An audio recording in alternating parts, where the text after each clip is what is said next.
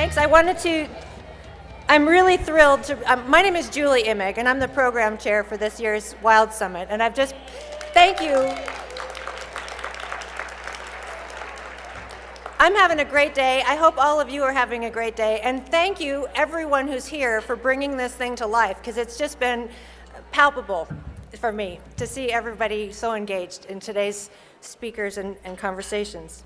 I'm really thrilled to introduce our closing keynote speaker, Sheila Paxton. Sheila has over 20 years of experience, including executive roles, working in companies for other people. And while she was successful, she found that her personal values weren't always aligned with her work. So 16 years ago, she took a leap of faith and she started her first business. And she tells me that today she's unemployable.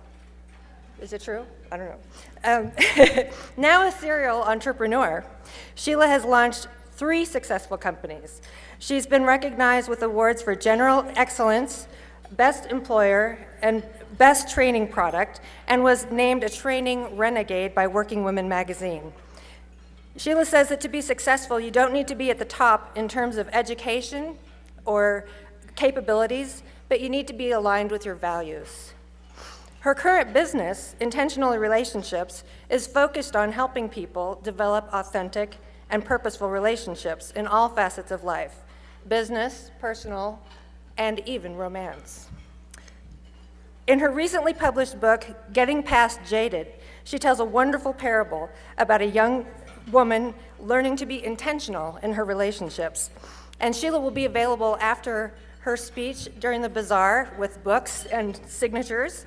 And also, I just want to thank you. She's offered to donate 10% of today's sales to the Women's Council. So thank you, Sheila, for that.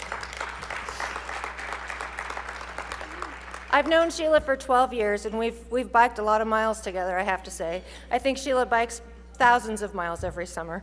And I'm constantly impressed with just the way she approaches life. It's big, it's full, it's successful, it's daring, and most of all, it's true. So, drink in the insights you're about to hear, and help me welcome Sheila Paxton.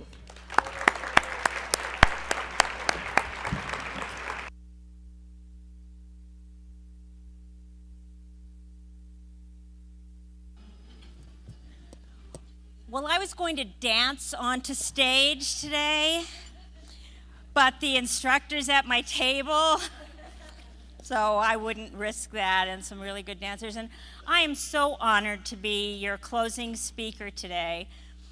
And I treated myself to not just coming in and giving my talk, but what I wanted to do was to capture the essence today of this important gathering. I'm so glad I did. I found out this morning that Colleen, our keynote speaker, who was just tremendous this morning, she and I have a connection. You know that 6 degrees of separation? When she was at TCI as one of their executives in Denver, TCI purchased the company that I was the senior vice president of product and client development. So we knew kind of each other, but we didn't get to meet each other. TCI sold to AT&T. When they sold to AT&T, I got to know the execs that had purchased us at that point, but we weren't involved anymore with Colleen, but it was an interesting connection that I wouldn't have gotten. I had the opportunity to talk to many of you today, and you know I was going around asking you a survey about relationships. And I'm going to put that in context for you over the next 25 minutes. So Julie introduced me, and thank you, Julie, as having a company called Intentional Relationships.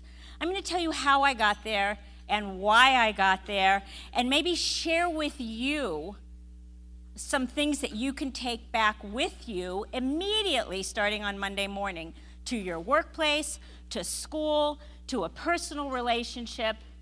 I hope to give you some tools that you'll be able to use in all of those contexts. So when Julie also was telling me about the program, she said, you know, the theme is the real story.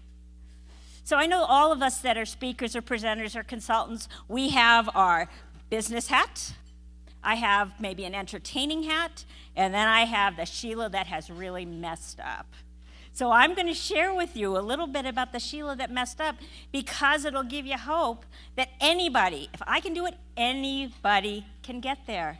It's really just having some characteristics that I've learned through some really difficult lessons.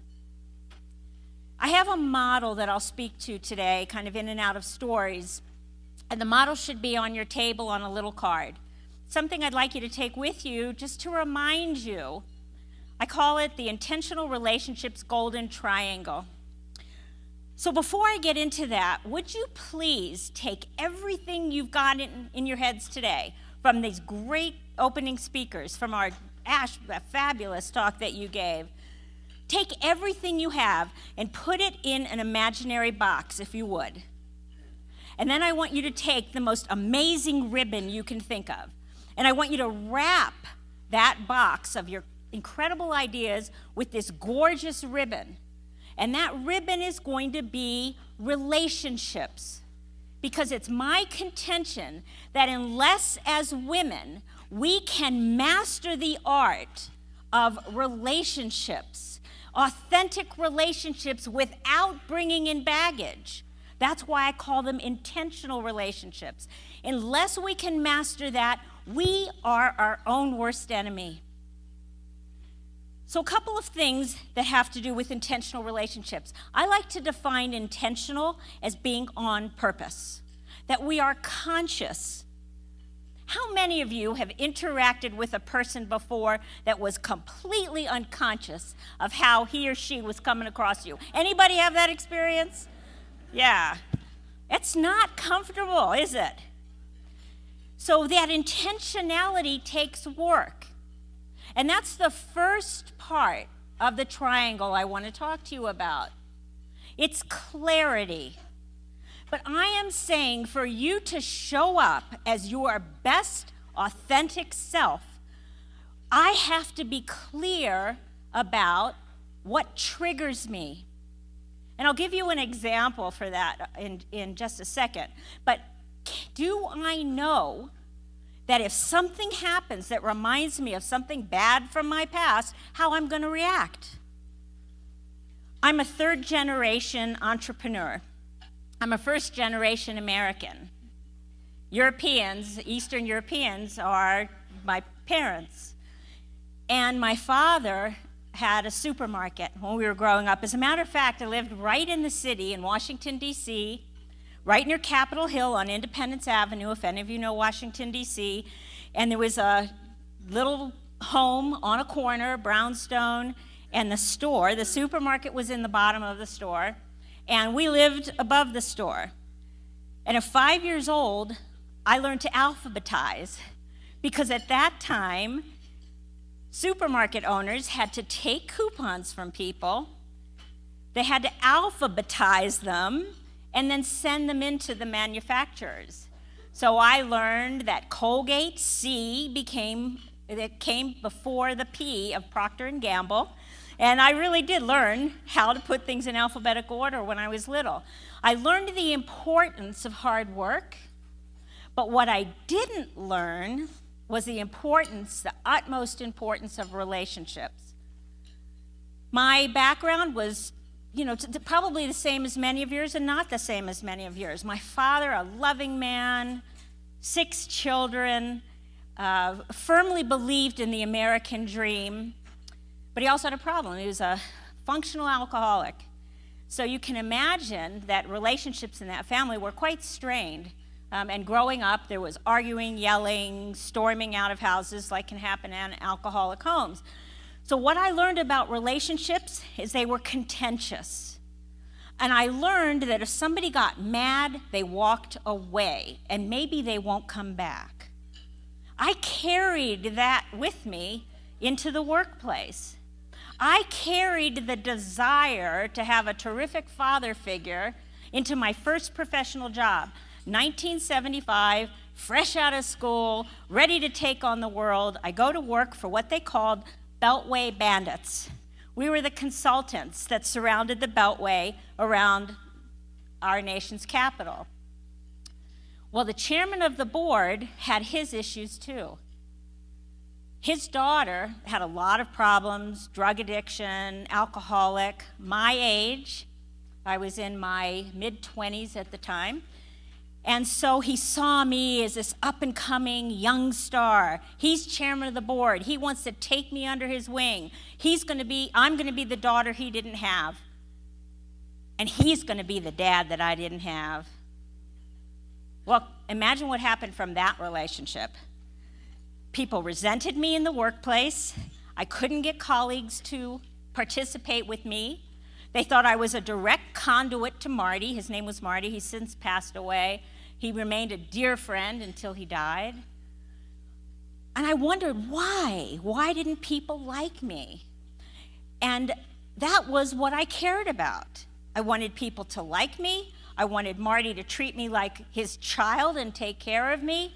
That was completely inappropriate in the workplace. And so I worked really, really hard. I was the youngest associate by 10 years, but I never felt like I deserved it because I felt like somebody was bringing me up, pulling me up. Former colleagues that I've had have told me, no, Sheila, you worked hard. You know, we were all really hard on you because we were jealous. But I learned from that situation that I was not clear about who I was. I was not clear about my triggers. I was not clear about the unresolved things in my past that would keep me from having the kind of relationships that I needed to have to be successful in my personal life and in my past. So what I'm going to suggest, there's a couple of things I learned to do over a very long period of time. And the first is, as I mentioned before, to understand my triggers. When I'm in a situation where there's conflict, and I have been, and I've been in work situations where people raise their voices, I don't have to be scared. Little Sheila, young Sheila gets scared. Adult Sheila says, let them at each other. It's not going to hurt me. And so I have to show up as my adult. And all of us need to do that in the workplace. Women, we work hard.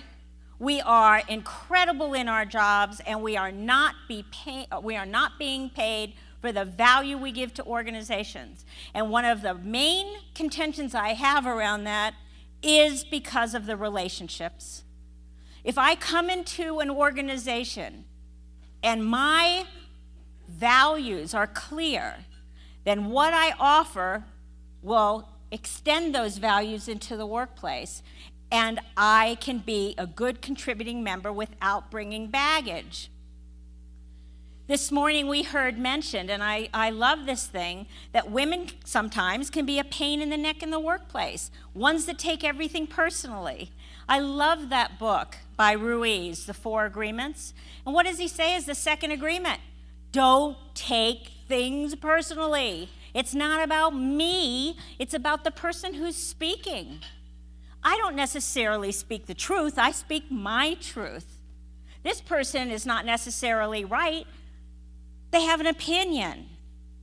Am I strong enough? Am I centered enough? Am I secure enough to allow that to happen? So that's the clarity part, really, really understanding and knowing who I am, knowing what triggers me, knowing how other people are and how different we are. And I don't need somebody to agree with me in order for me to have terrific relationships in my workplace and my personal life. So that's the first piece of it. The second piece is capability. And capability, I like to refer to it as our skills to have relationships. So because I didn't have terrific models, and maybe some of you in here didn't have terrific relationship models either, I took courses, I read books, I talked to people in an organization that looked like they could have good relationships, and I asked them about it. One of the key things I learned, though, from another mentor in a job that I didn't have to depend on or make a father figure, was that in terms of my capabilities, I needed to understand what my values were. What were my values personally? And then how was I going to express those values in the workplace? So some of them that we came up with were honesty, One of my big ones is service to others, those that you know that know me here, is really, really big. Compassion. So those are three of my actual tops, and I can go on and on with what's important to me, but I decided that I needed help in learning how to do some of those things in an appropriate manner so that I could have good work relationships, good personal relationships. Just to let you know, on the personal relationship side too, which is where I focus a lot of my energy today, I didn't do so well. I was married young as a consultant, and I traveled all the time, and I decided that this guy was really more like my dad than I had thought. That marriage ended after 3 years. Married another guy. He was a psychologist, a research psychologist, whose mantra was, happiness is bullshit.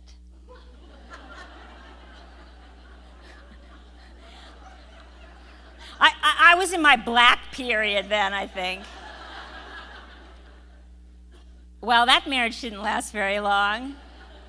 That was also 3 years. I had this 3-year streak. I don't know what it was about. As Colleen said, more therapy. Speaking of therapy and speaking of parents, I'm going to take a little diverge on the side for a second. This morning I was hearing somebody speak, and it reminded me of something that I like to tell young parents today. How many young parents do we have here with young children? Okay, so good. We have a little collection.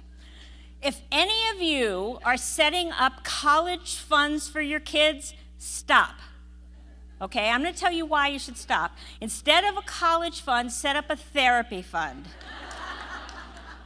So what you do every year is you deposit a bunch of money into that fund.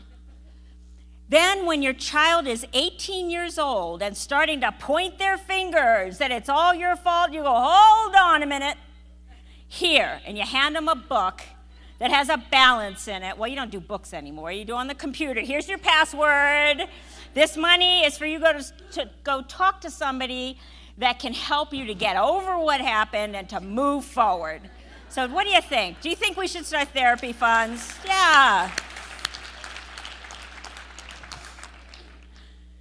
Okay, so gosh, I love digressing. My head just goes here. So, all right, we were talking about capabilities and the pieces that are involved in that, and really learning the skills that are important to have relationships. So back to going through 2 marriages.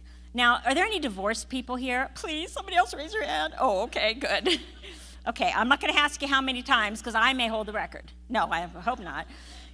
The first time I got divorced, I pointed fingers. He was this, he was that, he was na.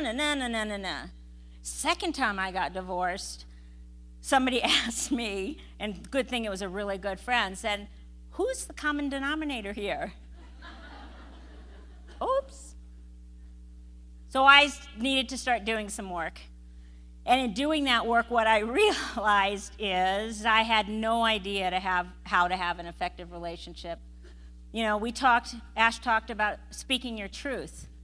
I only spoke what I thought you wanted me to do, what you wanted me to be, what you wanted me to hear, and I did it pretty well.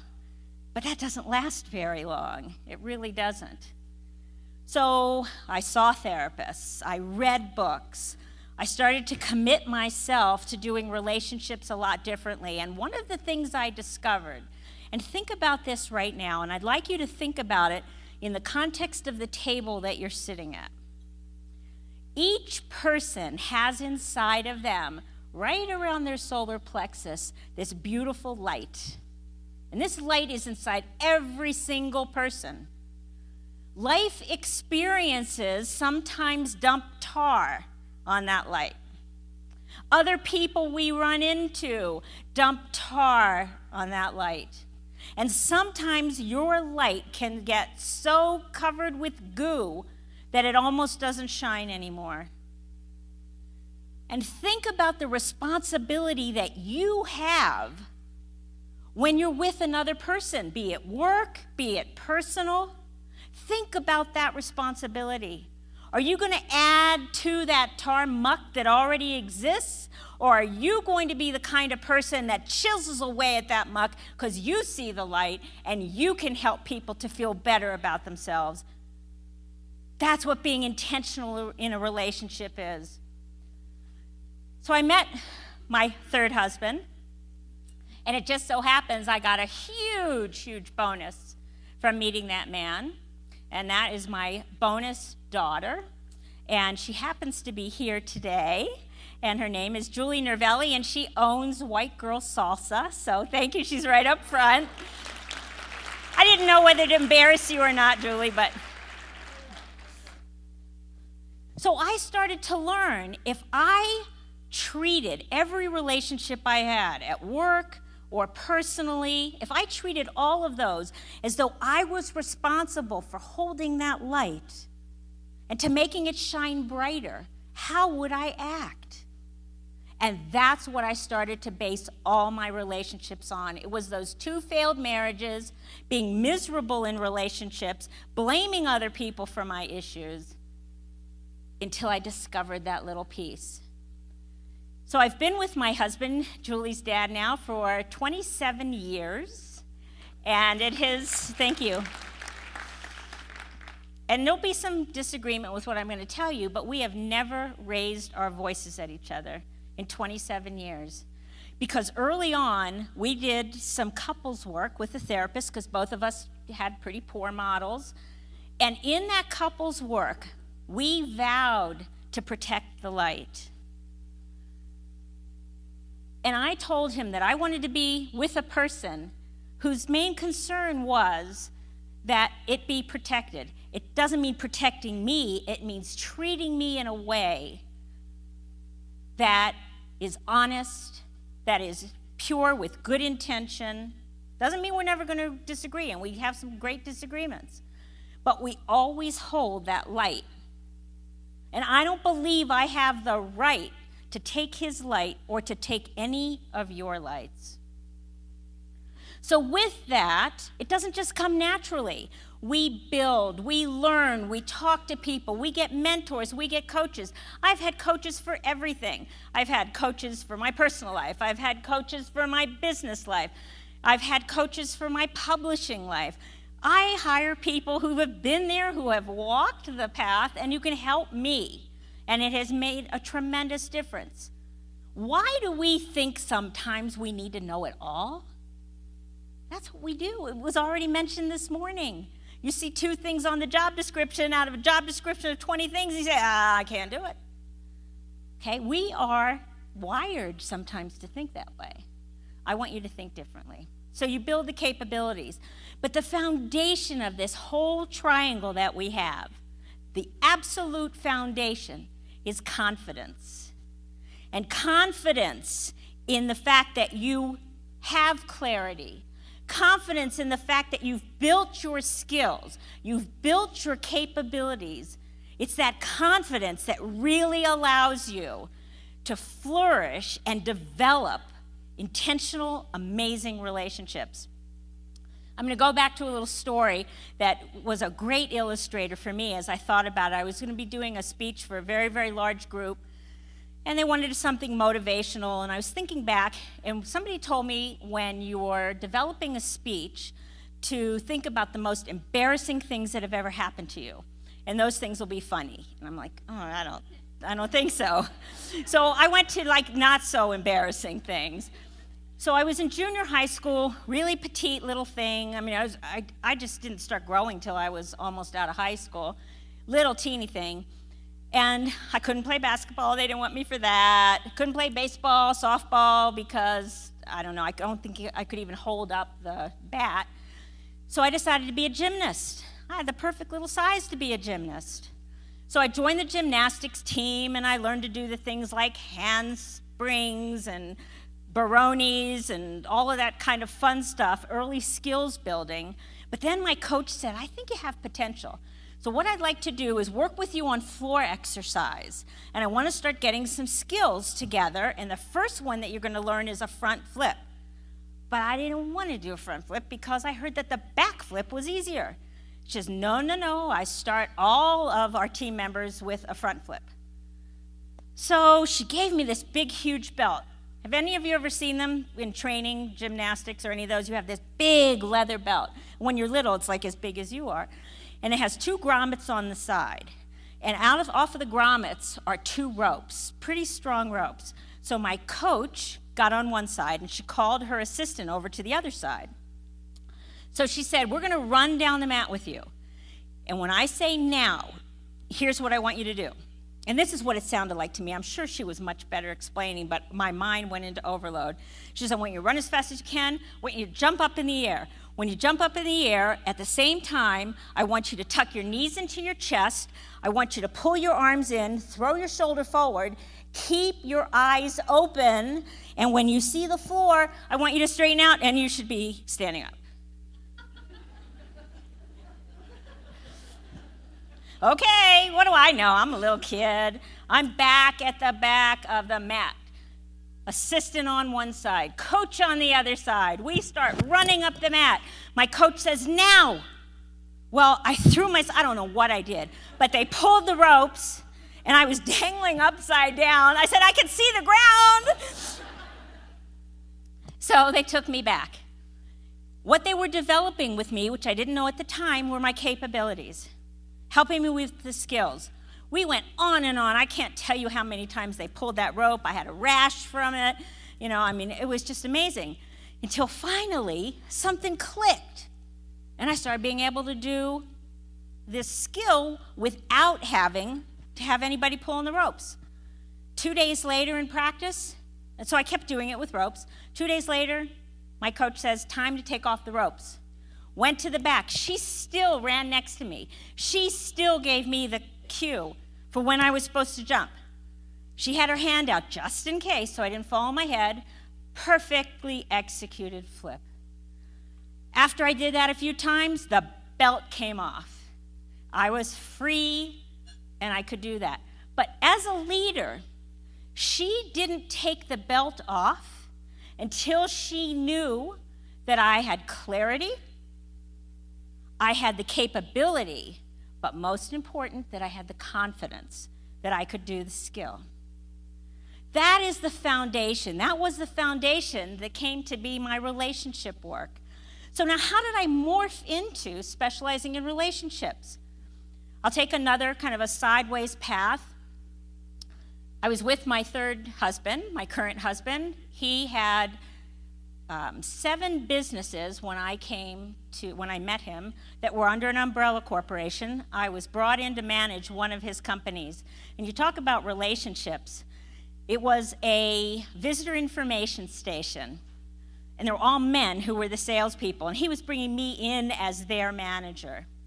And he had seen me on Maui somehow. And yes, I married the boss. But he had seen me. He had brought me into his organization, and he said, I'll be there for the 9 o'clock staff meeting. So 9 o'clock comes, the guys are all in his office. He has a big power office, and they're sitting there in front of the desk, and I'm supposed to lead the meeting, and my boss isn't there to introduce me as the new person. So 9:05, 9:10, I figured I better start the meeting. So I go behind this big power desk. Well, you can see, I'm a little vertically challenged. I sit in his big chair. Julie knows what I'm talking about. I sit in the big chair, and the desk comes up to my chin. This is my power position, and I'm introducing myself to people. And these were all guys that sat there glaring at me. Within a week, we had a team that I thought was unstoppable.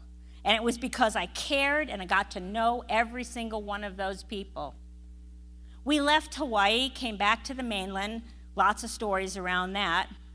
And I had a very strong background of organizational development. So I started consulting and training and doing all that fun stuff. And a company based out of Boulder, Colorado hired me. And this company was Career Track that is no longer in Boulder. It sold to another company. But they brought me in as their vice president of product and client development. And at that point, I started to see the relationships in the organization and really take a look at the organization that we had, which had some pretty questionable relationships. I had spoken at a conference right at the beginning of when I was hired by that organization, and some people heard me there, and one of the people that heard me was on the executive team of McDonnell Douglas Helicopters. So he went back to his boss and said, "You've got to bring this person in. She knows what she's talking about in terms of organizations and getting people to work together, and I think we need some work here." So the president of McDonnell Douglas Helicopters calls me up. He said, "Would you be able to be here?" He was in Tempe, Arizona. "Would you be able to be here in 2 days?" And he said, "I want you to work with my team." And I'm thinking, McDonnell Douglas Helicopter, sure. So I went to Tempe, Arizona to meet with this guy. And I thought I was going to be doing quality-based work teams. That's when total quality management was really big. So we'd be doing some of that, and I'd be their consultant to help them with it. I come into this man's office. I am escorted in. Everybody there is ex-military, and a lot of them are wearing camis in the workplace. In the front of McDonnell Douglas, they have the big Apache longbow helicopter. You know what that thing is? It's the thing that looks like this mutant bug monster that flies in the sky. It is a serious helicopter. So I get ushered into this guy's office, sit down, big power desk. I don't know what's with me in power desk, but this guy had a big power desk, and I looked right behind him, and there was a picture, big poster on his wall. The top half of the poster was the Apache longbow helicopter. The bottom of the poster was a Doberman pinscher with the teeth kind of showing and the saliva coming out of its mouth, and big caption at the bottom that said, "This son of a bitch is mean." That was their culture and environment. And I'm thinking, oh my gosh, what am I doing here? I'm this little petite woman, and I've got all these guys, and I'm gonna hang out with these boys for a week and tell them what they're supposed to do teamwork? I don't know about this, but I've learned to just show up and do what you're supposed to do. I found out in the first 10 minutes of that engagement what the problem was in that organization. It was relationships. They all knew their job. They were all amazingly talented engineers and flight specialists and defense big guys. But it was the relationships. And do you know what we did? We started working on relationships. It changed their organization. And today, what I have done is I have built a company.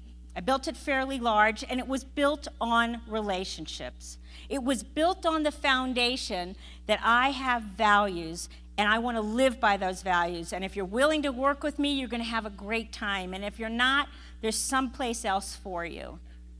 But being true to myself has never led me astray.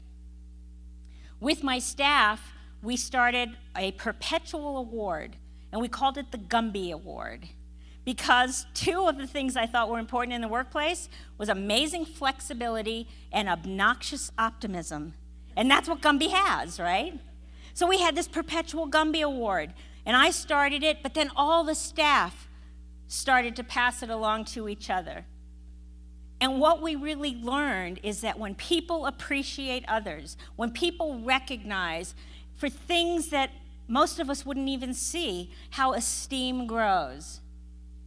And that when I can build esteem, when I can give people the tools they need to be capable, to be clear, to be confident, there is no stopping them. My personal mission has changed a bit over the last 3 years, and I have taken on a big one. And this mission is to reduce the divorce rate in our country.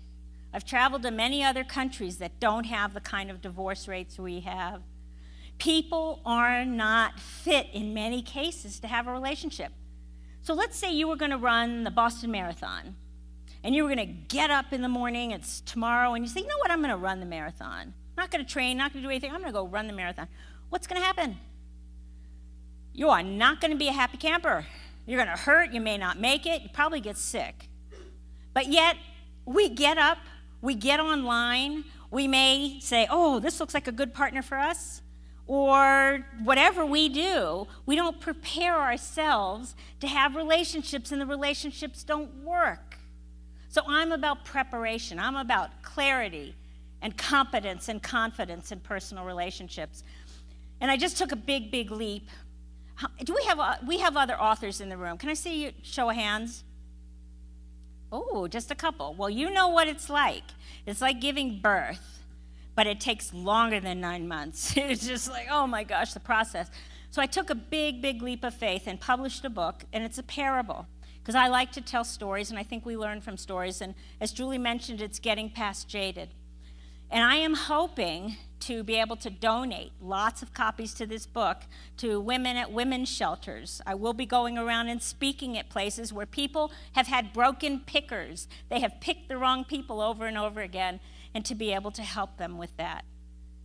If I work on myself and how I am in relationship, everything around me changes. So I want you to think today about one thing you could do if you were to make next week better than this week was, and the weeks after even better than that.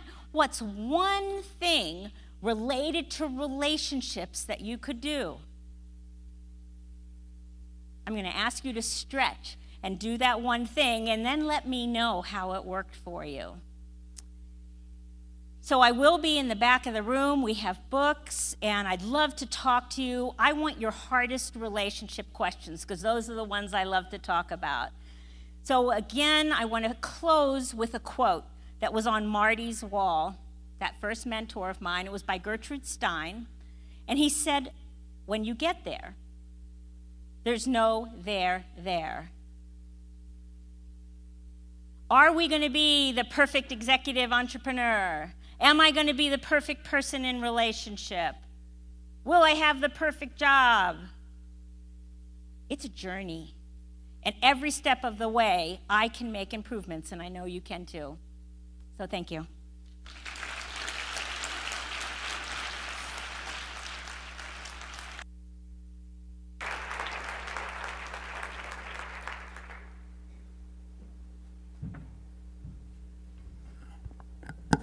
Well, we've come full circle.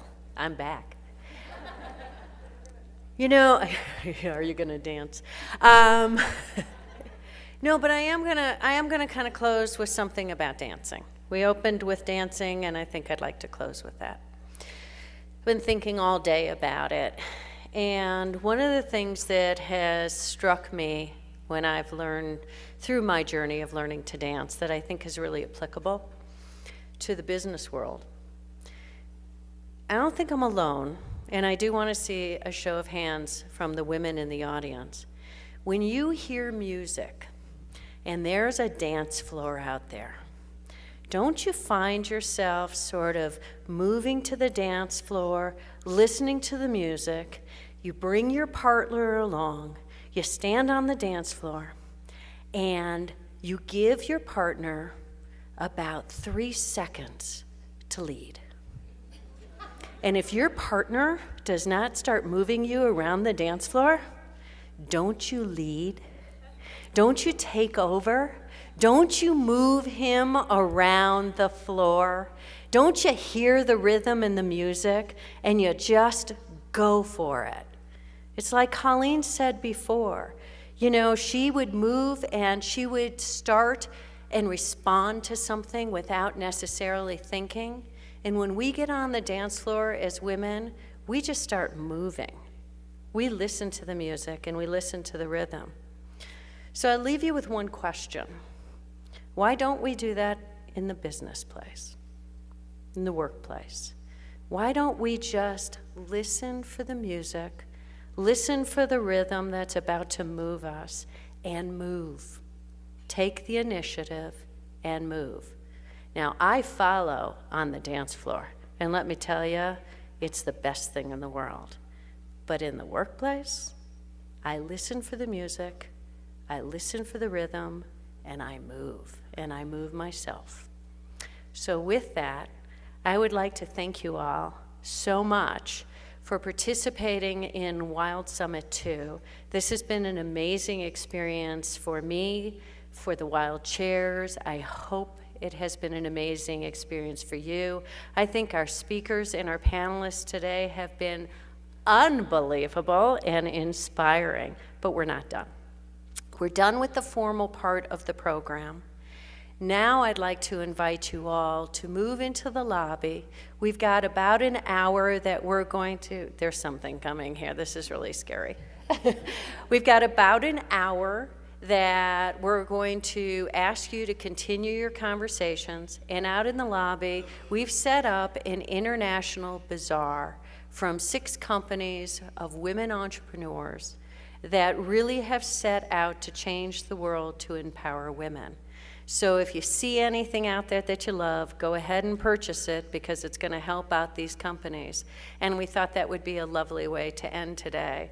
I've got this hovering feeling around me. I don't know what it is. But I do want to thank you all so much for coming today.